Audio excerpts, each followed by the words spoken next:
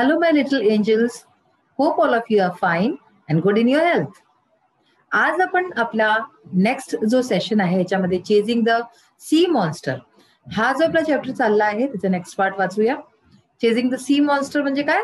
समुद्री राक्षसाचा पाठलाग, त्याचा पिछा करणं, हे वाचतोय आपण चॅप्टर, ज्याच्यामध्ये की एक सबमरीन आहे, जे की लोकांना जेव्हा माहित नव्हतं की सबमरीन काय असतं, सबमरीनला बघून एका शिप मधले लोक त्याला असं वाटतं की काही राक्षस आहे कोणता, आणि त्याच्या मागे काय मग होतं पुढे, आणि त्यांचं युद्ध होतं. तर कशी कशी मजा असते, चला आपण वाचूया हे चॅप्टर मध्ये, चेजिंग द सी मॉन्स्टर. तर आपण आपल्या लास्ट सेशन मध्ये वाचलं की ते जे शिप असतं, फ्रिगेट असतं, त्याचे जे कॅप्टन असतात ते सांगतात प्रोफेसर एरोनॉक्सला की ते सकाळपर्यंतची वाट बघतील, कारण की आता अंधार आहे, आणि ते नाही चाहत होते की त्यांना काही, म्हणजे त्यांच्या शिपच्या लोकांना काही नुकसान पोहोचेल, म्हणून ते सकाळपर्यंतची वाट बघणं चाहत होते. आता ह्याच्या पुढे वाचूया आपण. The whole crew stayed on their feet all night long.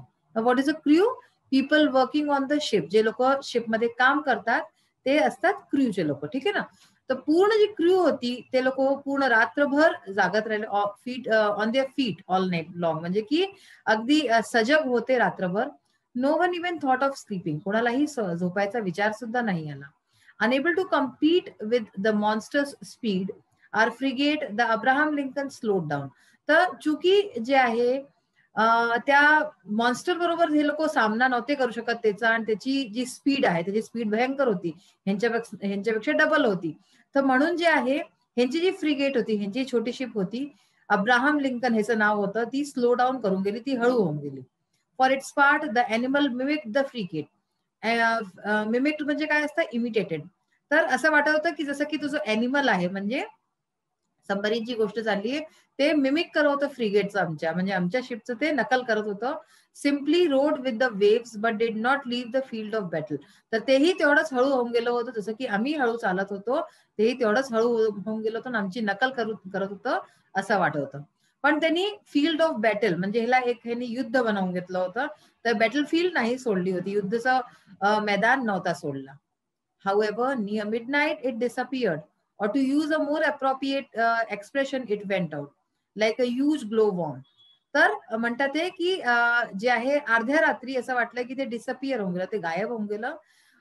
किंवा आणि जर सही कोणतं एक्सप्रेशन सांगायचं आहे तर आपण असं म्हणू शकतो की इट वेंट आउट, ते चाललं गेलं, लाईक अ ह्यूज ग्लोवॉर्म. ग्लोवॉर्म काय असतं मुलांना? तुम्हाला जुगनू माहित असेल ना, जे रात्रीच्या वेळेस चमकतं, तर त्याला ग्लोवॉर्म म्हणतात. तर असं वाटतं कोणतं ह्यूज ग्लोवॉर्म, खूप मोठा असा कोणता जुगनू आहे, आणि तो डिसअपिअर होऊन गेला एकदम से. Had it fled from us, काय तो आमच्याशी घाबरून पळून गेला? We didn't know and were filled with fear and hope at the same time. तर आम्हाला काहीच माहिती नव्हतं या बाबतीत, म्हणून आम्ही एकाच बरोबर आम्हाला भीती पण वाटली आणि आशा पण जगली, असं हे दोन्ही एका बरोबर झालं. But at 12:53, a deafening hiss could be heard, resembling the sound made by a water spout expelled with tremendous intensity. तर हे सगळं चाललंच होतं, तितक्यात 12:53 काय झालं, एक डेफनिंग म्हणजे की अगदी कानाला भेदणार अशा प्रकारची आवाज. हिस, हिस म्हणजे काय? जसं की सापचा हिस असतो ना, अशा टाईपची अशी एक आवाज, खूप भयंकर कर्कश आवाज जी आहे ऐकू आली. Resembling the sound made by waterspout, जसं की कोणत्या नळीतनं पाणी निघतंय खूप तेजीने, खूप तेज त्याचा आवाज असतो, एकदम भयंकर इंटेन्सिटीने, अशी आवाज ती होती. By then commander Farragut, Ned Land and I were on the after deck peering eagerly into the darkness. तर तेव्हापर्यंत आम्ही तिघ जण म्हणजे कमांडर, नेडलँड आणि मी स्वतः, आम्ही लोक आफ्टर डेक वरती होतो, आणि इगरली आम्ही डार्कनेस मध्ये पाहत होतो, म्हणजे आम्ही फार ह्याच्यानी बघत होतो की काय होत आहे, कुठून आवाज येते. Tell me Ned Land, isn't that the noise cetaceans make when they spurt water from their blowholes? Cetaceans काय असतं?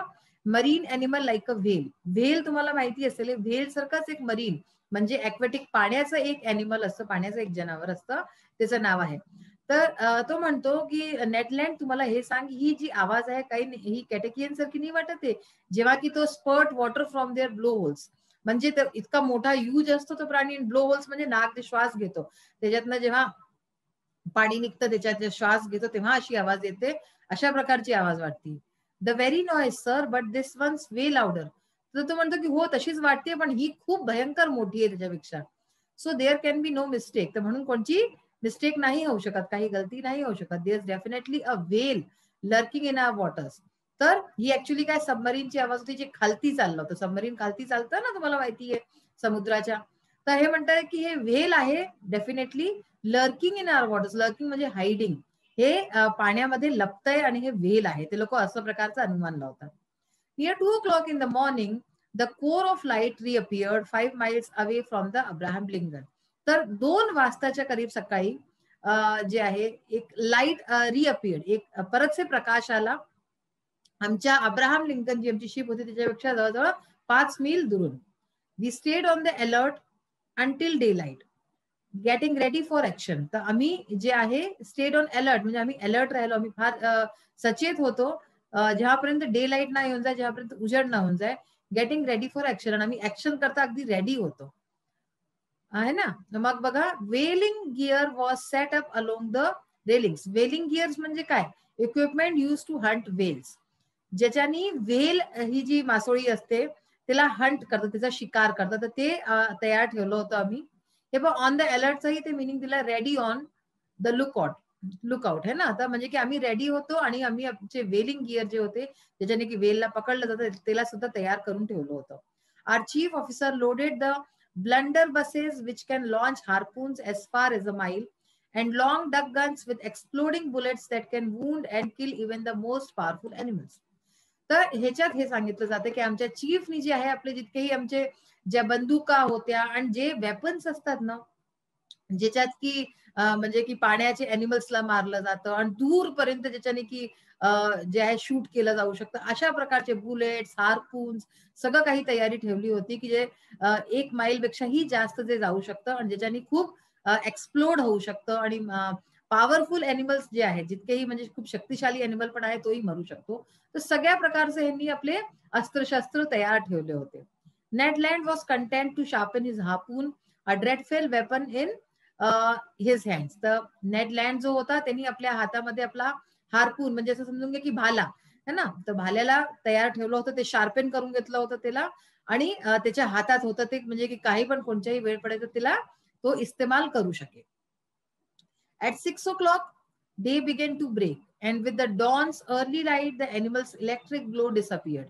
तर 6 वाजता, सकाळचे 6 वाजता जेव्हा सकाळ होऊ लागली, डे बिगेन टू ब्रेक, सकाळची सुरुवात झाली. And with the dawn's early light, dawn कशाला म्हणतात, सकाळ सकाळी जी जेव्हा अंधार जात असतो आणि सकाळ येत असते, उजड होत असतो, त्यावेळेसला डॉन म्हणतात. द डॉन्स अर्ली लाईट, सकाळची जो प्रकाश होता, तर त्या एनिमलचा जो इलेक्ट्रिक ग्लो डिसअपियर्ड, तर तो एकदम से डिसअपियर होऊन गेला, तो गायब होऊन गेला, त्याचा जो इलेक्ट्रिक ग्लो होता, जो प्रकाश होता. At 7 o'clock a very dense morning mist spread around us. 7 वाजता सकाळच्या डेन्स मॉर्निंग होऊन गेली, मिस्ट होऊन गेली, म्हणजे चारीकडे कोहरासा छावून गेला आणि आम्हाला काही दिसत नव्हतं. Our best spyglasses were unable to pierce it. आणि आमचे जे सगळ्यात बेस्ट जे आहे स्पाय ग्लासेस होते, जे जे चष्मे लावले जातात ज्याच्याने की सगळं काही दिसतं दूर दूरपर्यंतचं, ते सुद्धा काही पाहण्यात सक्षम नव्हते. पियर्स म्हणजे काय की छेद होणं, ठीक आहे ना. तर ते पायर्सही नव्हते करू शकत. द आउटकम डिसअपॉइंटमेंट अँड अँगर. आणि या सगळ्यांनी काय झालं की आम्हाला फार जास्त निराशा झाली. डिसअपॉइंटमेंट म्हणजे काय, निराशा, आणि आम्हाला क्रोध आला फार जास्त की आम्ही काही नव्हते करू शकत, आम्ही हेल्पलेस फील करत होतो. At 8 o'clock the mist rolled away. 8 वाजता ती मिस्ट परत चालली गेली. And the horizon grew wider and clearer. आणि आकाश अगदी स्वच्छ सगळीकडे दिसत होतं. Suddenly Ned Land's voice could be heard. There's the thing in question, astern to port. तर अचानक से तो म्हणाला की तिकडे पहा ती वस्तू. नेडलँड म्हणाला की तिकडे पहा ती वस्तू आहे, एस्टर्न टू पोर्ट, तर पोर्टच्या साईडला चला. The harpooner shouted, every eye look toward the point indicated.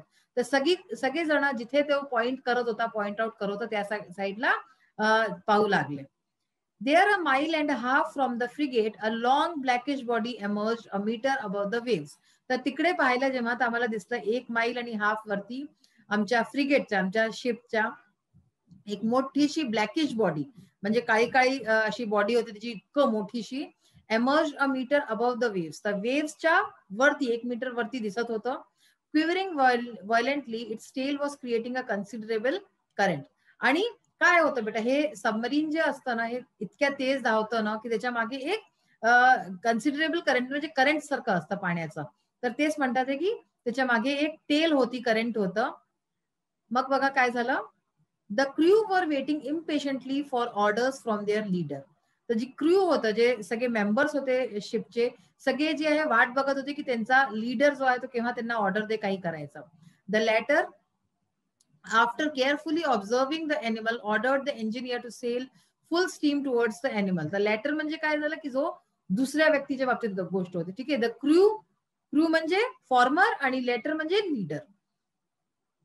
The लीडरनी जे आहे नीट प्रकारे सगळं निरीक्षण परीक्षण केलं त्या अॅनिमलचं दुरून पाहून, आणि त्यानंतर तो इंजिनियरला म्हणाला की to sail full steam towards the animal, की त्या अॅनिमलच्या साईडला तो जोरानी आपली शिप घेऊन चले.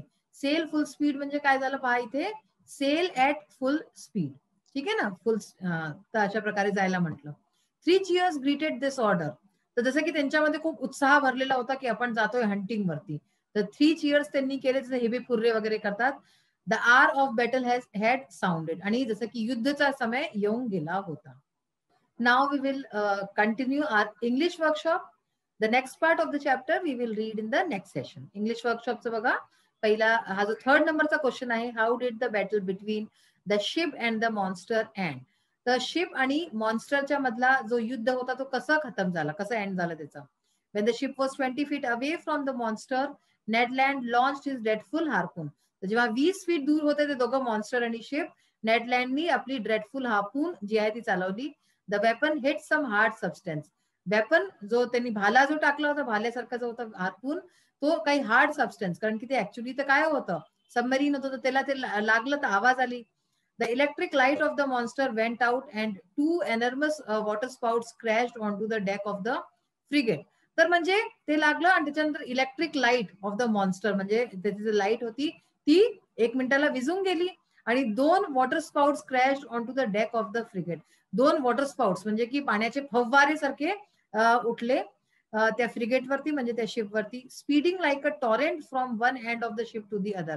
आणि ते इतक्या तेज चालत होतं, एका टॉरेंट म्हणजे जसं की कोणता तुफान असतो अशासारख्या, one end of the ship to the other, एका साइडनी दुसऱ्या साइड पर्यंत.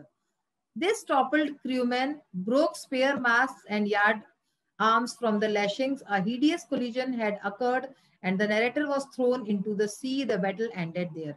तर म्हणजे खूप भयंकर झालं युद्ध. तर काय म्हणजे की त्याच्यानंतर ते जे सबमरीन होतं ते आउट ऑफ कंट्रोल होऊन गेलं होतं, आणि मग त्याच्यानंतर त्याला टकरावलं, आणि टकरावल्याने काय झालं की ती जी फ्रिगेट होती, शिप होती, ती त्याच्यातले एक एक करून सगळे जे पार्ट्स होते ते पडून हे होऊन गेले, ढिले झाले, आणि मग ती इतक्या जोराची टक्कर लागली की ती सी मध्ये नॅरेटर जो होता तो पडून गेला. द बॅटल एंडेड देअर, आणि तिथेच ती बॅटलचा एंड झाला. What attempts did the ship make to defeat the monster. शिपनी काय अटेम्प्ट्स केले, काय प्रयत्न केले मॉन्स्टरला हरवाय करता. डिफीट म्हणजे काय, हरवाय करता. In the first instance the commander ordered the engineer to sail full steam towards the animal. तर पहिल्या इन्स्टन्स मध्ये, पहिल्या ह्याच्यामध्ये त्यांनी कमांडरनी इंजिनियरला ऑर्डर केला होता की तू फुल स्पीडनी त्या अॅनिमलकडे जा. They chase the animal but the animal stole off swiftly. तर त्यांनी त्याचा पिछा केला पण नाही करू पावले. अॅनिमल जो होता तो, म्हणजे सबमरीन जे होतं ते चाललं गेलं होतं त्यांच्या पॉजच्या दूर.